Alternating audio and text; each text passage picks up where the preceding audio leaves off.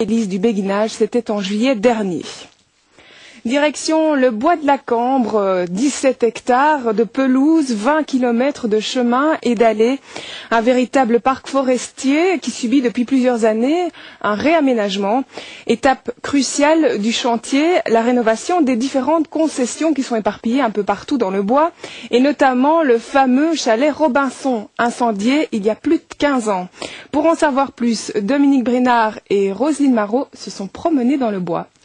Lieu de promenade particulièrement prisé des Bruxellois, le bois de la Cambre est en sommeil depuis des années. L'annonce d'une redynamisation du lieu est donc une excellente nouvelle. Et ses principaux pôles sont en train de renaître de leurs cendres, on ne peut mieux dire puisque la plupart d'entre eux ont un jour ou l'autre été victimes d'incendie.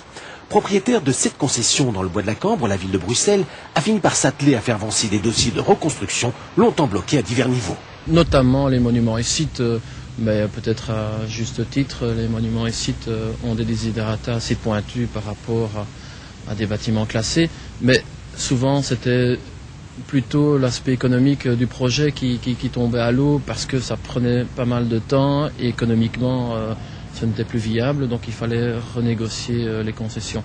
Mais nous avons souhaité aller très vite, donc nous débloquons la situation et nous sommes très heureux que nous puissions avoir un bois qui sera complètement vivant l'été prochain. Le chalet Robinson est donc en ce moment en cours de reconstruction. Fondations et charpentes sont déjà visibles pour le promeneur. On est impatient de retrouver ce lieu emblématique avec son restaurant, sa plaine de jeux et les activités de pédalo.